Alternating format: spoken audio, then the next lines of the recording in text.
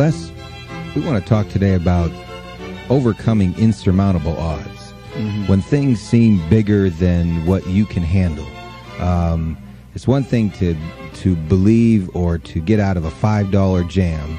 It's another thing to get out of a $5,000 jam or a $50,000 jam. Or it's one thing to have a headache and know you can take an aspirin. It's another thing to have a doctor give you a report that what you have is quote-unquote incurable. And we want to look at what do you do when things seem bigger than you are. You don't know any natural way out of the situation. Take, for instance, something everybody's familiar with, money. What happens when you say you need $1,200 by next week and you have no natural way of getting that money? What do you do? There most certainly are times when we feel like that. When you say, I don't have any idea whatsoever of what I'm going to do to pull this out. Now, I've been in situations like that where I had deadlines I had to meet. I didn't meet those deadlines, and I lost a car, lost a home, lights were cut off, telephone was cut off. All of those things are going to happen to you at different points in life. Now, the question is, what does it really mean? It really doesn't mean anything. It's not important at all. It's just a temporary inconvenience because all of those things can be corrected.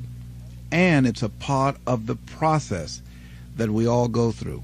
Now, the challenge is, in the midst of all of these things, is, one, to stay focused on your goal, and two, to keep your expectations of making it happen, and keeping your energy positive, and relentlessly looking for ways in order to pull it out. And I guarantee you that there will be some intervention. What causes it? I don't know. That will seem like it's supernatural. Give you an example. I remember once when I lost my job, when I was fired out of broadcasting, September 18th, I'll never forget, 1978. I was behind in my house notes, and my house was up for foreclosure. I did, Larry, everything I could. I had borrowed as much money as I could borrow. I had talked to family members and friends. I did everything I could. And I couldn't get enough money, being unemployed for several months, applying for job after job after job, and couldn't get a job. I couldn't get enough money to save the house. But I never felt, and this is very important, the feeling that I had, I never felt that I was going to lose that house. I wanted that house. And so what I did was very uncanny. I released it. I did the best that I could. And at that time, with the limited money that I did have, I decided to take a trip with my family to Miami to go down and spend time in the sun with my children and my wife. We caught a Greyhound bus from Columbus, Ohio, and we went to Florida. By the time I arrived on the day that the bank was to foreclose at 12 noon on the house, I got a call from one of my former assistants who went by the house and called me and said, Les, it's an emergency. Call Columbus right away. I did, and Carolyn Sloan said, Les, you won't believe this. You have a check from the Internal Revenue Service on your income tax. And it was enough to pay the house notes, and I had money over. I never received a refund prior to that time or since that time. And I did not lose the house. So there are things that we don't know or understand, but we do know that if we do certain things, that things begin to happen that's in our favor, that shows that the universe is on our side. Everything that we're seeking, I believe that if we begin to align our thoughts with action and be relentless, don't try 2 or 3 things or 15 or 20 things, but 100 things, 500 things if necessary, 10,000 things as Edison did if necessary, until we find a way out.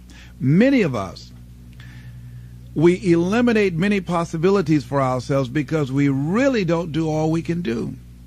I think A.L. Williams was right when he said, all we can do is all we can do, and all we can do is enough. And I think, honestly speaking, even judging from myself, and I think that my commitment is stronger than most people. But if I had to literally measure my commitment in terms of what I put forth in my dream, I would say that I might have given about 18 to 20% of what I'm really capable of.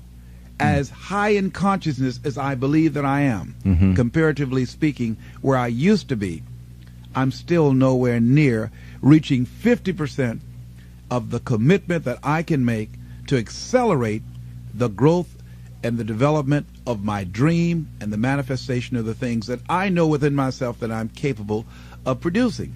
So our biggest challenge is beginning to look at within ourselves to remove those energy blocks, because if we are not producing the income that we want, let us not look outside of ourselves, but look within ourselves to find out, how am I blocking me? Am I really giving it all that I have? Am I really being as creative as I can be? Am I really unstoppable? Am I as relentless as I can be? Am I exhausting every means possible? Am I turning up every rock to find what it is that I'm looking for?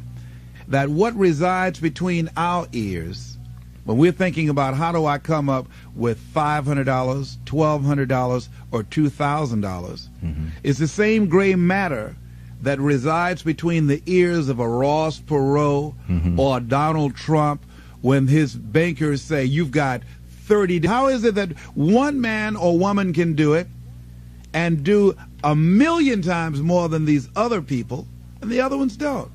It has to be consciousness. It has to be, and when we talk about consciousness, we're talking about a collection of our thoughts, our feelings, and our emotions and experiences used as an active force to produce in our lives that which we want to produce.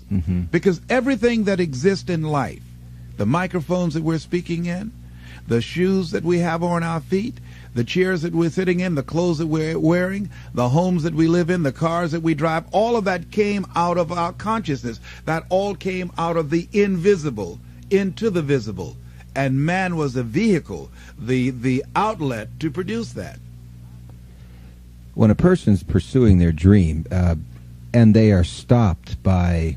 there's many people that say, well, I tried it, but it didn't work. Yes. I tried it, but it didn't work. Apparently something stopped them in midstream in pursuing their dream. Yes. And most likely, don't you think it was something that they felt they couldn't surmount? It seemed as though they were stuck and there was no way out, so therefore they give up and say it didn't work? They drew a line. See, wherever we are stopped in our dream, we stop to the place called willingness.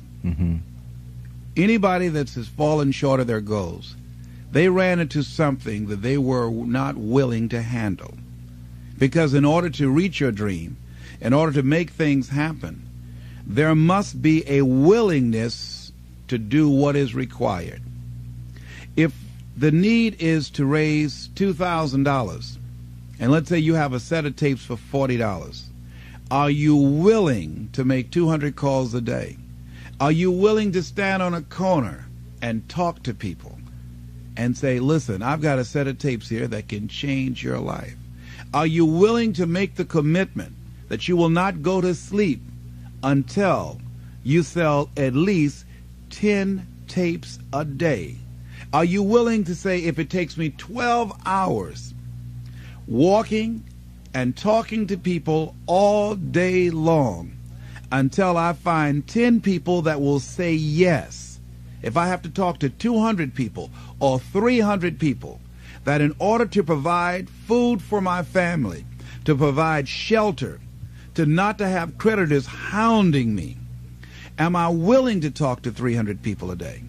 Am I willing to stand in an airport and sell tapes? Am I willing to go out and make calls again and again and again? Am I willing to knock on doors? Am I willing to do that?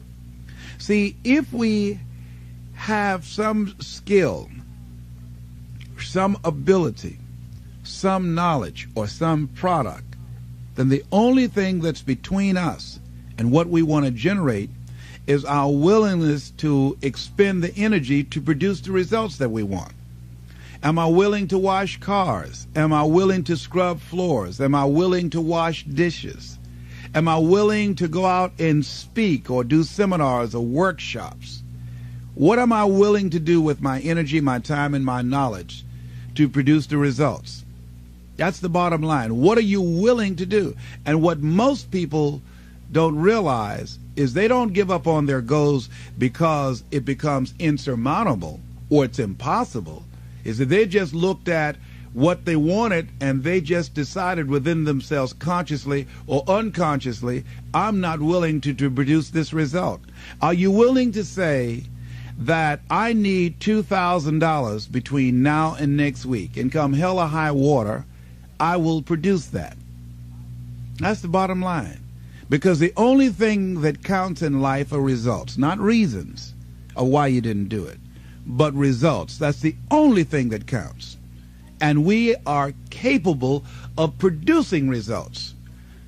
That's it. That's the bottom line. Are you willing to honor your commitment to do that? What are you willing to do? Mm-hmm. How many floors are you willing to mop? How many shoes are you willing to shine? How many phone calls are you willing to make? How many sales are you willing to make? How many jobs are you willing to hold? How much service are you willing to provide? Isn't there a difference between working hard and working smart? Without any questions. But see, here's the thing, though, Larry, that most people don't keep their commitments. They are not willing to be a no-matter-what person. That I'm going to make this happen no matter what. Most people use escape routes for themselves. Most people have something that they could point to justify why they haven't produced the results. Some reason.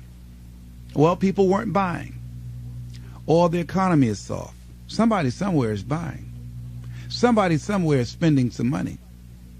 So as we begin to look at where we are, every time when I was working on developing my dream, and I knew that I had to do something, that I had to do it, I was always able to pull it out.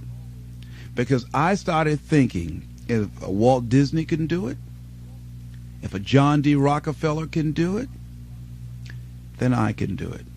Am I to believe that they have some license of exclusivity on producing wealth or producing results that I don't have? I think that it was a key given to us. I was reading the book called Succeeding Against the Odds by John H. Johnson. Good book. He said, "For it is the most enduring element of our faith that I must conclude this speech by saying that men and women are limited not by the place of their birth, not by the color of their skin, but by the size of their hope." What is the size of your hope? As we begin to look at what it is we want to produce in our lives, I think another question could be asked, or to paraphrase what he said, what is the size of our commitment to make it happen? See, when you ask people to become a no-matter-what person, something inside of them begins to tremble because of the fact that we aren't accustomed to saying, I'm going to make this happen. Most people won't do that. Won't take that kind of stand and saying, I'm going to make this happen no matter what. Most people won't do that. That takes energy. That takes conviction. That takes a determination and a mindset. I'm going to do this. And I say that once you make the commitment, and that's what Goethe meant, and that whole piece that he says about commitment, he says, once you make a commitment, providence moves too. All kinds of things happen that never would have happened. A whole stream of things happen that you could never anticipate it. I know that. And I think that Longfellow was right, who said if you go to the gate and you knock loud enough and long enough, somebody's going to answer. And that's the same thing with anything else in life. If you knock long enough and hard enough, somebody's going to answer. Now, there's something inside of them, but suppose they don't answer. And I say to you, they will. But you must know that. You must know that. Your knowing that and feeling that throws the doors open for you. Most people are victims of the personal power of others, but never activated by their own personal power.